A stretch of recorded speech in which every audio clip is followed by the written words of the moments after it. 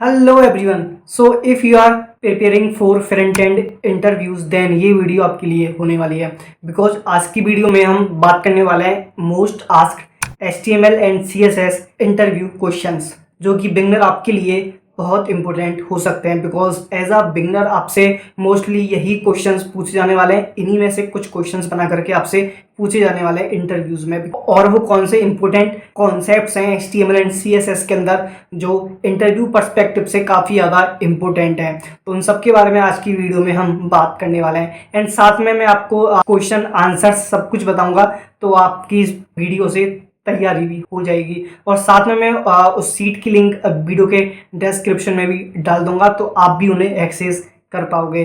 तो यार time waste नहीं करते हैं और जल्दी से वीडियो को स्टार्ट करते हैं। ये पार्ट 1 होगा जिसमें हम HTML और CSS की बात करेंगे। इसके बाद पार्ट 2 आएगा जिसमें हम बात करेंगे JS के बारे में, जावा स्क्रिप्ट के बारे में। तो उसकी भी हम इंटरव्यू क्वेश्चन देखेंगे। फिर उसके बाद हम बात करेंगे Tailwind CSS, Bootstrap and then React JS। तो एक एक करके हम वीडियोस लेके आएंगे, तो कंप्लीट सीरीज आप देखना। अभी आज पार्ट 1 है HTML एंड CSS, जो कि most basic but most important भी है, राइट। तो चलो चलते हैं और वीडियो को स्टार्ट करते हैं। सो गाइस, सबसे पहले हम देखते हैं HTML इंटरव्यू क्वेश्चंस, ठीक है। फिर उसके बाद हम CSS की बात करेंगे, ठीक है। तो एक एक करके हम क्वेश्चंस देखते हैं और साथ में जो इनके आंसर्स हैं ना, वो भी हम देखते हुए चलेंगे, ठीक है। मैं आपको बताता हुआ जाऊँगा। तो सबसे पहला क्वेश्चन है, what is the difference between HTML and HTML5। तो ये क्वेश्चन काफ़ी पूछते हैं इंटरव्यूज़ में। आपको ये तो पता ही होना चाहिए कि अभी HTML का लेटेस्ट वर्जन क्या है एंड HTML5 में एंड HTML में क्या डिफरेंस है, ठीक है। तो देखो, HTML5 is the latest version of HTML with new features, ठीक है। HTML5 supports multimedia audio video without plugins, ठीक है। तो ये जो HTML5 का न्यू वर्जन है ना, HTML5, इसमें हम ऑडियो वीडियो भी ऐड करने का हमारे पास फीचर है, ठीक है, जो कि पहले HTML में नहीं था, ठीक है। New elements like section tag, article tag, nav, header, footer, ये न्यू टैग्स हैं जो कि HTML5 में ऐड हुए हैं, ठीक है। It supports local storage and offline applications with cache, ठीक है। तो जो पहले HTML वाला वर्जन था ना, उसमें ये फीचर नहीं था लोकल स्टोरेज वाला, बट अभी हमारे पास HTML5 के अंदर ये फीचर है लोकल स्टोरेज का, ठीक है। तो हम कोई फ्रंट एंड में एप्लीकेशन बिल्ड कर रहे हैं, तो हम अपने जो लोकल स्टोरेज है ना, उसमें हम डेटा सेव कर सकते हैं, ठीक है। HTML5 supports semantic elements, canvas, SVG and more. तो HTML5 में ना, जैसे कि सेमेंटिक एलिमेंट्स हो गए, कैनवास हो गया, SVG हो गया, ऐसी कुछ चीज़ें हैं जो कि HTML5 सपोर्ट करता है। बट HTML की बात करें तो उसमें ये चीज़ें नहीं थी, ठीक है। तो ये होता है डिफरेंस HTML और HTML5 के बीच में। आई होप आपको डिफरेंस अब अच्छे से पता चल गया होगा, ठीक है। नेक्स्ट क्वेश्चन देखते हैं। नेक्स्ट क्वेश्चन है, what are semantic elements in HTML5। अभी तो सेमेंटिक एलिमेंट्स होते हैं HTML5 में, क्या होते हैं? तो देखो, आंसर देखते हैं हम। Semantic elements clearly describe their meaning, ठीक है। तो उनका जो नेम होता है ना, उसके नेम से ही हमको पता चल जाता है कि इसका काम क्या है। जैसे अगर मैं आपको एग्जांपल बताऊं, जैसे हमारा होता है article tag, section tag, naive tag, aside tag, footer tag and header tag. ये जो फुटर वाला टैग है, अब हमको उसके नाम से ही पता चल रहा है कि इसका काम है फुटर वाला सेक्शन ऐड करना, ठीक है। तो हमको अगर अपने कोड के अंदर फुटर ऐड करना है तो हम यूज़ करेंगे फुटर टैग का, ठीक है। अगर हमको नेव बार ऐड करना है तो हम यूज़ करेंगे नेव टैग का, ठीक है। अगर हमको पर्टिकुलर कोई सेक्शन ऐड करना है अपनी वेबसाइट के बीच में, वहाँ पे हम यूज़ करेंगे सेक्शन टैग का। तो इनके नाम से हमें पता चलता है कि इनका काम क्या है, उसके अकॉर्डिंगली हम इन्हें यूज़ करते हैं, ठीक है। तो इससे काफ़ी सारे फ़ायदे होते हैं। मेन फ़ायदा ये होता है कि इसकी जो रीडेबिलिटी होती है वो बेटर होती है। आपको हर जगह डिव यूज़ नहीं करना होता, जो सेक्शन आप बना रहे हो वही टैग आपको यूज़ करना है, तो काफ़ी इजी होती हैं चीज़ें, ठीक है। Also they improve accessibility and SEO। Next question देखते हैं, what is the difference between ID and class in HTML, ठीक है। तो ID और क्लास के बीच में क्या डिफरेंस होता है, ठीक है। ये तो बहुत ही इम्पोर्टेंट है, ये आपको पता होना ही चाहिए, ठीक है। तो जो हमारी ID होती है ना, वो यूनिक होती है, वो सबकी अलग अलग होती है, ठीक है। सेम ID पॉसिबल नहीं है। हर एक जो हमारा एलिमेंट होता है उनकी अलग अलग आईडी ही होती हैं, ठीक है। तो unique and used for one element, ठीक है। एंड जो हमारी क्लास होती है ना वो होती है रीयूजेबल। आप सेम नेम क्लास के कितने भी एलिमेंट्स को दे सकते हो, ठीक है। सपोज आपने 5 कार्ड्स बनाए तो उन 5 कार्ड्स में आप सेम क्लास दे सकते हो और अलग अलग देना चाहो तो वो भी दे सकते हो, ठीक है। सो ये डिफरेंस होता है आईडी और क्लास में, ठीक है। तो अभी नेक्स्ट क्वेश्चन देखते हैं। नेक्स्ट क्वेश्चन है what is the purpose of the alt attribute in image tag, ठीक है। तो जो हमारी इमेज वाला टैग होता है ना उसमें जो हमारा ऑल्ट एट्रीब्यूट होता है उसका क्या काम होता है। आंसर देखते हैं। It provides alternative text if the image fails to load, ठीक है। बाई चांस अगर इमेज लोड ना हो आपकी वेबसाइट पे तो उसकी जगह पे वो टेक्स्ट आपको वहाँ पे शो होगा, जिस टेक्स्ट में आप कुछ भी डाल सकते हो, उस इमेज का नाम डाल सकते हो या फिर ये बता सकते हो कि वो वहाँ पे क्या इमेज, आप अपने अकॉर्डिंग कोई भी टेक्स्ट वहाँ पे डाल सकते हो। तो वो हम करते हैं सिर्फ ऑल्ट टेक्स्ट की हेल्प से, ठीक है। आप तो डेट्स वाई ये भी काफ़ी इम्पोर्टेंट होता है और ये एसईओ में भी हेल्प करता है, ठीक है। तो नेक्स्ट क्वेश्चन देखते हैं। तो नेक्स्ट क्वेश्चन है what is the difference between div and Spain tag. अब ये डिव और स्पेन टैग में क्या डिफरेंस होता है, इसमें मोस्टली बिगिनर्स काफ़ी ज़्यादा कंफ्यूज भी होते हैं, बट अभी मैं आपको बताता हूँ सिंपल सा क्या डिफरेंस होता है। तो जो हमारा डिव टैग होता है ना वो होता है ब्लॉक लेवल एलिमेंट, ठीक है। आप जब भी डिव टैग यूज़ करते हो ना वो हमेशा न्यू लाइन से स्टार्ट होता है, ठीक है। बट जो हमारा स्पेन टैग होता है ना वो होता है इनलाइन एलिमेंट। आप स्पेन टैग जहाँ से यूज़ करते हो ना वो वहीं से वहाँ पे ऐड होता है। सपोज आपने एक बटन बनाई है, ठीक है। तो आपको अगर एक बटन के बगल में एक और बटन करनी है ना क्रिएट, तो वहाँ पे आप स्पेन टैग का यूज़ कर सकते हो। आपको कुछ भी लाइक डिस्प्ले वगैरह चेंज नहीं करना पड़ेगा, सिंपल वो बटन ऑटोमेटिक उस बटन के बगल में ही आएगा, ठीक है। बट आप अगर वहाँ पे डिव टैग का यूज़ करते हो ना तो डिव हमेशा नेक्स्ट लाइन में ही आता है। एंड आपको अगर उसे साइड बाई साइड सेट करना है डिव को ही तो वहाँ पे फिर आपको CSS ऐड करनी पड़ती है, आपको वहाँ पे डिस्प्ले उसका चेंज करना पड़ता है, ठीक है। तो ये होता है मेन डिफरेंस डिव और स्पेन के बीच में। तो हम नेक्स्ट क्वेश्चन देखते हैं।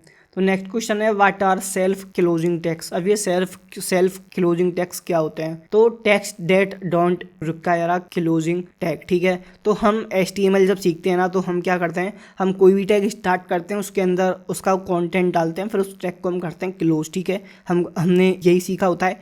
बट कुछ टैग्स ऐसे भी होते हैं जिन्हें हमें क्लोज करने की ज़रूरत नहीं पड़ती है। अगर हम उन्हें क्लोज ना करें तब भी बहुत अच्छे से काम करते हैं, ठीक है। जैसे अगर मैं आपको बताऊं हमारा जो इमेज टैग होता है उससे हमें क्लोज करने की ज़रूरत नहीं होती है। आप अगर क्लोज करते हो उन्हें तो कोई दिक्कत नहीं है, बट अगर आप ना करो तो भी वो काम करते हैं, ठीक है। बट जो हमारे इसके अलावा जो टैग्स होते हैं वो हमें बंद करने ही पड़ते हैं, जैसे कि HTML body right div tag हो गया, तो ये टैग्स हमें बंद करने पड़ते हैं। बट ये जो BR टैग है मतलब कि नेक्स्ट लाइन, ये जो HR टैग है मतलब एक लाइन करना ड्रॉ, एंड ये जो इनपुट वाला टैग है इमेज टैग है इन्हें हमें क्लोज करने की ज़रूरत नहीं होती है, ठीक है। तो ये भी आपको चीज़ समझ में आई होगी। नेक्स्ट क्वेश्चन देखते हैं। नेक्स्ट क्वेश्चन है what is the difference between local storage and session storage. अभी हमने देखा था कि जो लोकल स्टोरेज का फीचर है वो HTML फैम में होता है, ठीक है, local storage and session storage. But ये लोकल स्टोरेज और सेशन स्टोरेज के बीच में डिफरेंस क्या होता है ये देखते हैं। तो जो हमारा लोकल स्टोरेज है ना it persist even after browser is closed, ठीक है। मतलब आप अपनी वेबसाइट पे काम कर रहे हो, आपने वेबसाइट ओपन की हुई है, आपने कुछ भी डेटा लोकल स्टोरेज में सेव किया एंड आपने जो अपनी विंडो है उसे बंद कर दिया, आप जो आपका ब्राउज़र है ना उसे बंद कर दिया, तब भी जो काम आपने किया है ना, जो आपने डेटा लोकल स्टोरेज में सेव किया है वो तब भी उसमें सेव रहेगा, ठीक है। तो ये होता है लोकल स्टोरेज। अभी जो सेशन स्टोरेज होता है ना इसमें क्या होता है, जब तक आपने अपनी वेबसाइट ओपन की हुई है, जब तक आपने अपना ब्राउज़र ओपन किया हुआ है, विंडो आपकी ओपन है, तब तक ही वो वहाँ पे डेटा सेव होता है। जैसे ही आप अपनी विंडो को बंद करते हो, जैसे ही आप अपने उस वेबसाइट वाले टैब को बंद करते हो तो वो डेटा भी वहाँ से डिलीट हो जाता है। तो ये होता है सेशन स्टोरेज। एक पार्टिकुलर सेशन के लिए ही आपका डेटा वहाँ पे स्टोर होता है, फिर वो ऑटोमेटिकली वहाँ से डिलीट हो जाता है, ठीक है। तो आप यहाँ पे देख सकते हो, यहाँ पे लिखा भी हुआ है क्लियर्स व्हेन द टैब और ब्राउजर इज क्लोज्ड, ठीक है। तो अब आपको लोकल स्टोरेज और सेशन स्टोरेज के बीच में डिफरेंस पता चल गया होगा। ये क्वेश्चन भी काफ़ी बार इंटरव्यूअर्स पूछते हैं, ठीक है, तो ये ध्यान रखना। नेक्स्ट क्वेश्चन है, please explain how to indicate the character set being used by your document in HTML, ठीक है। तो ये क्वेश्चन ना थोड़ा सा कंफ्यूज करने के लिए पूछते हैं, तो ये काफ़ी सिंपल क्वेश्चन है। तो the character set is defined in the Meta tag inside head element, ठीक है। तो आप जब भी HTML का कोड करने जाते हो तो आपको याद होगा, हम यहाँ पे कुछ ऐसा लाइन लिखते हैं, HTML हेड के अंदर हम लिखते हैं मेटा टैग, और उसके अंदर हम लिखते हैं कैड सेट के अंदर UTF-8, ठीक है। तो ये बेसिकली क्या होता है, ये हमारे HTML का जो हम अभी ये जो कोड हम लिख रहे हैं ना, इसका कैरेक्टर सेट का कोड होता है, ठीक है, कि हम UTF-8 वाला हम यूज़ कर रहे हैं, ठीक है। तो ये हमको कहाँ पे करना होता है डिफाइन, जब भी हम मेटा टैग का यूज़ कर रहे होते हैं उसके अंदर हम इसे डिफाइन करते हैं, ठीक है। तो ये आपसे इंटरव्यूअर पूछ सकता है, तो आपको ये आंसर देना है, ठीक है। चलो नेक्स्ट देखते हैं। तो हमारा अगला क्वेश्चन है, are the HTML tags and elements the same thing. तो इसका आंसर देखते हैं, नो, HTML टैग्स और एलिमेंट्स सेम नहीं होते हैं, ठीक है। HTML elements are defined by a starting tag may contain some content and the closing tag, ठीक है। फॉर एग्जांपल मैं बात करूँ तो H1 जैसे कि हमारी हेडिंग्स होती हैं, ठीक है। तो यहाँ पे आप देख सकते हो हमारी H1 स्टार्ट होगी, उसके अंदर कुछ कंटेंट होगा, फिर वो क्लोज हो जाएगी, ठीक है। तो is a HTML element but just H1 is starting tag and H1 is a closing tag, ठीक है। तो देखो, अगर सिर्फ एक टैग है, लाइक जैसे ओपन वाला टैग या फिर क्लोज वाला टैग है, तो उसे हम बोलते हैं टैग, सिर्फ टैग को हम टैग बोलते हैं। बट अगर एक पूरा ओपन वाला टैग है, उसके अंदर कुछ कंटेंट लिखा हुआ है, फिर वो हो रहा है क्लोज, तो ये जो पूरा का पूरा सेट होता है ना एक टैग का, उसे हम बोलते हैं एलिमेंट, ठीक है। तो आपको डिफरेंस समझ में आया होगा। एक पूरा जो सेट होता है किसी भी टैग का, कंटेंट वगैरह उसमें डाल के, उसे कहते हैं हम एलिमेंट। एंड सिर्फ एक जो टैग होता है, चाहे वो ओपन वाला हो या फिर वो क्लोज वाला हो, उसे हम बोलते हैं टैग, ठीक है। तो ये होता है डिफरेंस। नेक्स्ट क्वेश्चन है, it is possible to change an inline element into an block level element. तो क्या ये पॉसिबल है कि हम एक इनलाइन एलिमेंट को एक ब्लॉक लेवल एलिमेंट में चेंज कर सकते हैं? आंसर देखते हैं। तो आंसर है yes, it is possible using the display property, ठीक है, with its value as block to change the inline element into a block level element, ठीक है। यहाँ पे हम एक प्रॉपर्टी का यूज़ करते हैं जिसका नाम होता है डिस्प्ले, ठीक है। तो उसकी हेल्प से हम किसी भी एलिमेंट को ना चेंज कर सकते हैं, ठीक है।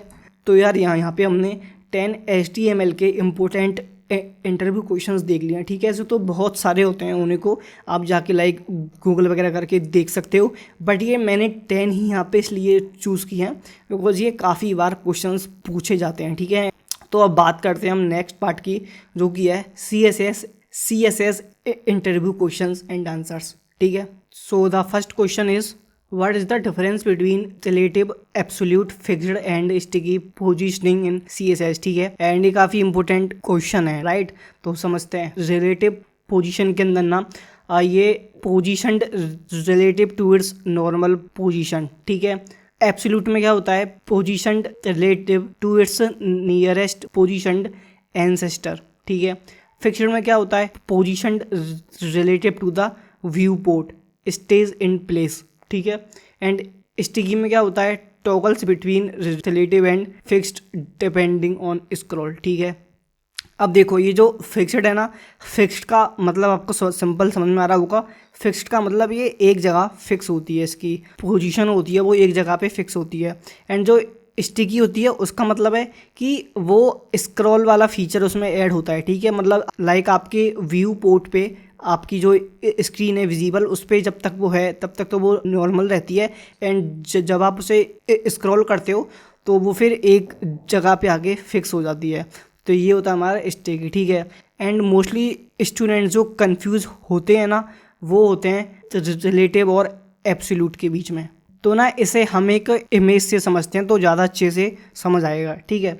तो देखो, ये अपनी इमेज है, इसमें रिलेटिव और एब्सोल्यूट दोनों की हमने यहाँ पे पोजीशन को सेट किया हुआ है, ठीक है। अब यहाँ पे जो हमारी रिलेटिव है ना, इसके अंदर क्या होता है कि जो सपोज आपने कोई पेरेंट डिव यहाँ पे किया हुआ है क्रिएट, ठीक है।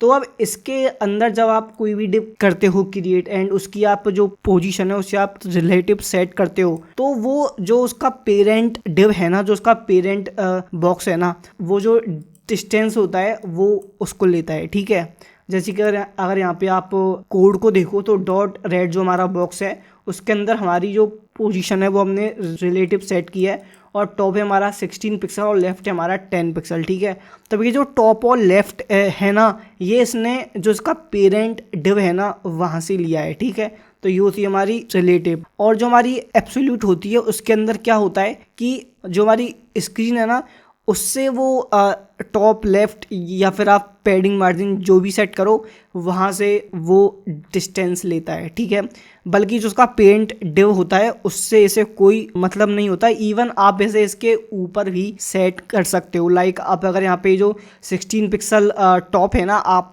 अगर इसे लाइक 10 पिक्सल कर दो तो ये जो रेड वाला बॉक्स है ना ये ब्लैक वाले बॉक्स के ऊपर भी चला जाएगा। तो ये होती है हमारी एब्सोल्यूट, जो कि हमारी जो हमारी स्क्रीन होती है उससे हमारी टॉप लेफ्ट मार्जिन पैडिंग को लेता है। ठीक है, एंड जो हमारा पेरेंट डिव होता है उसके ऊपर भी हम इसे सेट कर सकते हैं। ठीक है, तो ये होता है डिफरेंस रिलेटिव और एब्सोल्यूट के बीच में। राइट, आई होप आपको काफ़ी अच्छे समझ में आया होगा, आपको हमने प्रैक्टिकली मैंने आपको बताया है। ठीक है, तो अब नेक्स्ट क्वेश्चन देखते हैं। नेक्स्ट क्वेश्चन है what is box model in CSS। ये बॉक्स मॉडल क्या होता है, ये भी काफ़ी क्वेश्चंस काफ़ी ज़्यादा पूछा जाता है। ठीक है, तो इसको हम सिंपल एक इमेज से समझते हैं। ठीक है, तो यहाँ पे हमारी इमेज है, तो सबसे अंदर होता है हमारा कंटेंट। ठीक है, हमारा कंटेंट होता है, जैसे सपोज मैंने लिखा हाई, तो वो हाई एक कंटेंट हो गया। ठीक है, अब ये जो कंटेंट है ना उसके ऊपर होती है पैडिंग। ठीक है, पैडिंग के बाद होता है हमारा बॉर्डर। ठीक है, उसके बाद होती है हमारी मार्जिन। ठीक है, फिर उसके like top right bottom left तो होते ही हैं। ठीक है, तो ये बॉक्स मॉडल समझना काफ़ी ज़्यादा इंपॉर्टेंट होता है, बिकॉज जब आप कोड करने भी जाते हो CSS में, वहाँ पे भी ये आपको ये लाइक ये जो इमेज है ना ये आपके माइंड में सेट होनी चाहिए। इसकी हेल्प से ही आप लाइक जो भी हमारे एलिमेंट्स होते हैं उनको आप करते हो क्रिएट। राइट, बटन हो गए या फिर कोई भी अदर एलिमेंट हुआ, बॉक्सेस हो गए, वो आप बॉक्स मॉडल को ध्यान में रखते हुए ही करते हो create. Right, so that's why box model काफ़ी ज़्यादा इंपॉर्टेंट होता है। ठीक है, सिंपल इसमें कुछ नहीं होता, सबसे पहले होता है हमारा कंटेंट, उसके ऊपर हमारी होती है पैडिंग, फिर होता है बॉर्डर, फिर होती है मार्जिन। ठीक है, अगर आपको सेट करनी है मार्जिन तो आपको मार्जिन सेट करनी पड़ेगी, फिर उसके अंदर होता है हमारा बॉर्डर और उसके अंदर होती है पैडिंग। ठीक है, तो कुछ ऐसे ही काम करती है। ठीक है, तो नेक्स्ट क्वेश्चन देखते हैं। तो हमारा नेक्स्ट क्वेश्चन है वो है difference between EM REM percentage and pixel in CSS units. ठीक है, तो हमारे CSS में ना डिफरेंट यूनिट्स होती हैं। राइट, तो उनमें क्या क्या होता है डिफरेंस एंड वो कब यूज़ करनी होती हैं वो देख लेते हैं। तो हमारी PX होती है मतलब पिक्सल, वो फिक्स साइज़ की होती है। ठीक है, अगर आप सपोज आपने 10 पिक्सल सेट किया, आपने 15 पिक्सल सेट किया, आपने 50 पिक्सल सेट किया, तो वो फिक्स है, वो चेंज नहीं होगा। ठीक है,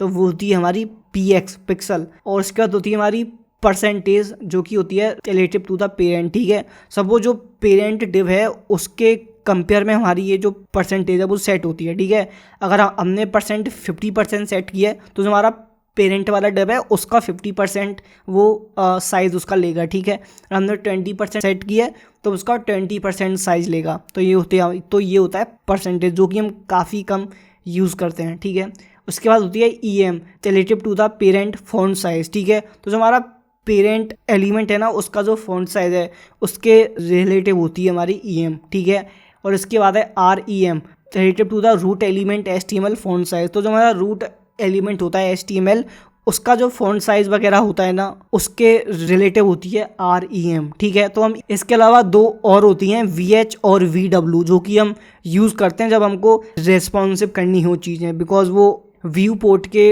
रिलेटिव होती हैं तो वो रेस्पॉन्सिव में काफ़ी सही रहती हैं। ठीक है, इसके बाद देखते हैं, इसके बाद है what is specificity in CSS। Specificity क्या होती है?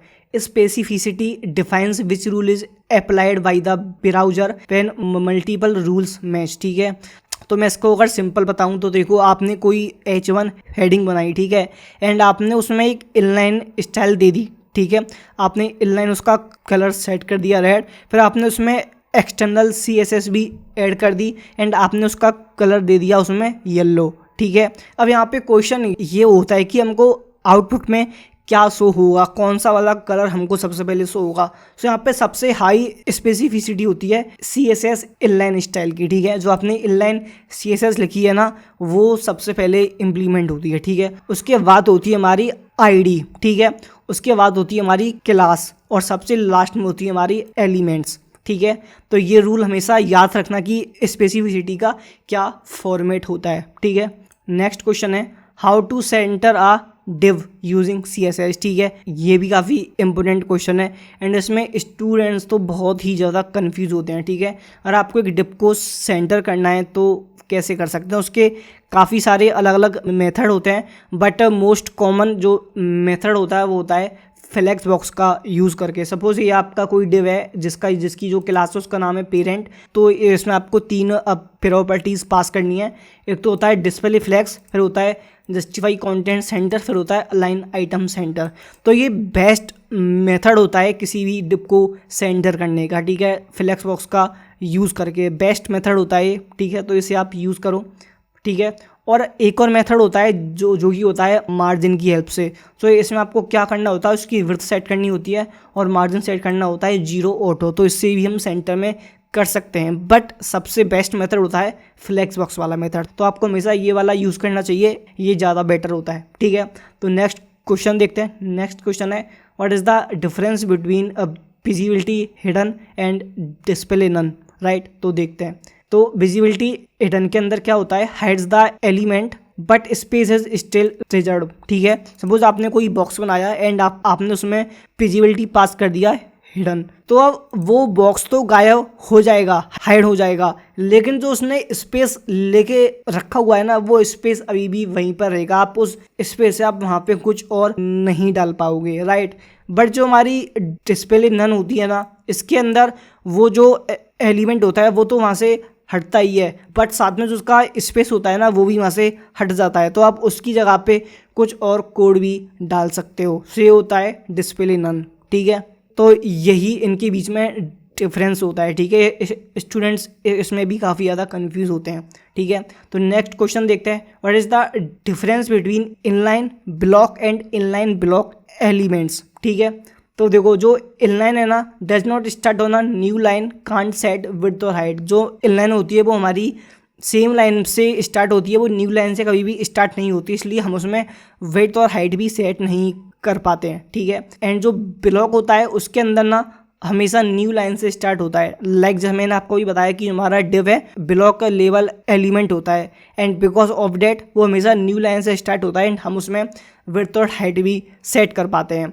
एंड इनलाइन ब्लॉक क्या होता है, like inline but always width and height. तो ये होता तो इनलाइन ही है, बट हम इसमें ब्लॉक वाली जो वैल्यूज़ होती हैं वो भी हम इसमें डाल सकते हैं, जैसे कि विड्थ एंड हाइट। तो ये होता है हमारा इनलाइन ब्लॉक, ठीक है।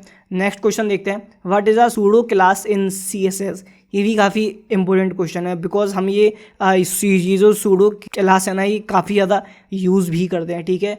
तो इसका आंसर है a keyword added to a selector that specifies a special state of the element, ठीक है। तो सपोज आपने एक लिंक टैग यूज़ किया, ए टैग, उसके अंदर आपने एक होवर प्रॉपर्टी पास की एंड फिर उसके अंदर आपने अपना कोड पास कर दिया कलर रेड, ठीक है। ये जो इसकी स्पेसिफिक प्रॉपर्टी है ना होवर, इसे कहते हैं हम सूडो क्लास, ठीक है। हम किसी पार्टिकुलर जो हमारा एलिमेंट है ना उसके अंदर हम कोई स्पेसिफिक स्टेट को ऐड कर रहे हैं, उसे हम बोलते हैं सूडो क्लास, ठीक है। जैसे हमारा जो इनपुट वाला टैग होता है तो उसके अंदर हमने एक स्पेसिफिक वैल्यू यहाँ पे ऐड की फोकस, ठीक है। स्पेशल स्टेट हमने ऐड कर दी फोकस, तो उसका बॉर्डर कर दो ब्लू। मतलब जैसे मैं किसी भी इनपुट टाइप पे, किसी भी इनपुट बॉक्स पे मैं जाके करता हूँ क्लिक, मतलब मैं कुछ टाइप करने के लिए क्लिक करता हूँ तो उसका जो बॉर्डर होगा ना वो हो जाएगा ब्लू। तो ये होती है हमारी सूडो क्लास। तो नेक्स्ट क्वेश्चन देखते हैं। नेक्स्ट क्वेश्चन है what is the difference between min width, max width and width. तो ये भी काफ़ी ज़्यादा कंफ्यूज करने वाला क्वेश्चन होता है। जो हमारी विड्थ होती है वो सिंपल है, फिक्स साइज होता है, विड्थ होती है फिक्स साइज की, ठीक है। अब जो हमारी मिन विड्थ होती है उसका मतलब होता है मिनिमम लिमिट, ठीक है। मतलब इससे कम लिमिट की विड्थ नहीं हो सकती, इतनी मिनिमम होगी। अगर इससे ऊपर जाती है तो वो जा सकती है, ठीक है। एंड मैक्स विड्थ इसका उल्टा होता है कि एक मैक्सिमम लिमिट फिक्स होती है बट उससे नीचे हम जा सकते हैं, ठीक है। एंड यहाँ पे एक इम्पोर्टेंट पॉइंट और है कि हम मिन विड्थ और मैक्स विड्थ का यूज़ तब करते हैं जब हमें रेस्पॉन्सिव पेज बिल्ड करना हो, ठीक है, तब ये काफ़ी ज़्यादा काम आती है, मतलब यूज़ होती ही होती है। तो ये आपको अच्छे से यूज़ करना आना ही चाहिए, इसका डिफरेंस आपको पता होना ही चाहिए, ठीक है। नेक्स्ट क्वेश्चन देखते हैं, what is the difference between CSS grid and flexbox. Flexbox और ग्रिड में क्या डिफरेंस होता है, ठीक है। तो both flexbox and grid are powerful CSS layout systems but they serve different purposes. Like हम जब भी कोई वेबसाइट बिल्ड करने जाते हैं तो वहाँ पे हम फ्लेक्सबॉक्स एंड ग्रिड का ही यूज़ करके अपना लेआउट करते हैं तैयार, ठीक है। बट हमें कब फ्लेक्सबॉक्स यूज़ करना होता है, कब हमें ग्रिड यूज़ करना होता है, ये स्टूडेंट्स को पता नहीं होता है, ठीक है। एंड इनके बीच में जो मेन डिफरेंस होता है यही उन्हें नहीं पता होता। तो वो देखते हैं क्या होता है। सबसे पहले हम लेआउट टाइप देखते हैं। तो जो हमारा फ्लेक्स बॉक्स होता है ना वो सिर्फ वन डायमेंशनली होता है, ठीक है, उसमें सिर्फ रो और कॉलम ही होते हैं, ठीक है। बट जो हमारा ग्रिड होता है ना वो होता है 2D। फ्लेक्स बॉक्स हमारा होता है 1D, बट जो हमारा ग्रिड होता है वो होता है हमारा 2D, ठीक है। तो जो हमारा फ्लेक्स बॉक्स है उसमें हम रो या फिर कॉलम ऐड कर सकते हैं, या तो रो या फिर कॉलम हम ऐड कर सकते हैं। बट जो हमारा ग्रिड होता है ना उसमें हम रो एंड कॉलम एक साथ ऐड करते हैं, ठीक है। अब नेक्स्ट फीचर है बेस्ट फॉर, किसके लिए बेस्ट होते हैं, aligning items in a single line और स्मॉल कंपोनेंट्स। अगर आपको सिंगल लाइन कंपोनेंट्स बिल्ड करने हैं, आपको लेआउट करना है तैयार, तो वहाँ पे फ्लेक्स बॉक्स यूज़ होता है। एंड जो हमारा ग्रिड होता है वो यूज़ होता है बिल्डिंग कॉम्प्लेक्स पेज लेआउट्स। अगर आपको एक कॉम्प्लेक्स पेज लेआउट करना है रेडी, तो वहाँ पे हम ग्रिड का यूज़ करते हैं, ठीक है। अगला है चाइल्ड अलाइनमेंट, ठीक है। तो aligns items based on main and cross axis. तो जो हमारी मेन एंड क्रॉस एक्सिस होती है ना उसके बेसिस पे ही जो इसके चाइल्ड एलिमेंट होते हैं वो सेट होते हैं, ठीक है।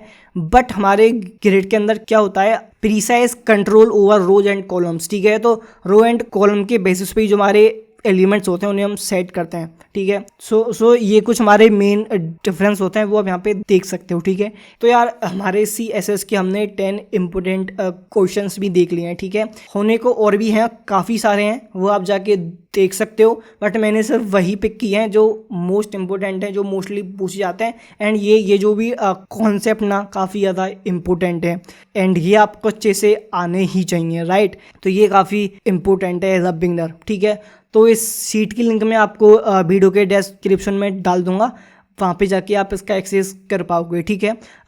सो या that's it guys in the video. Next हम JS questions and React JS की भी लेके आएंगे, सो वेट फॉर दैट। एंड या अगर वीडियो पसंद आया हो तो लाइक कर देना एंड आल्सो सब्सक्राइब, ठीक है। तो या मिलते हैं नेक्स्ट वीडियो में। Till then keep learning and keep growing.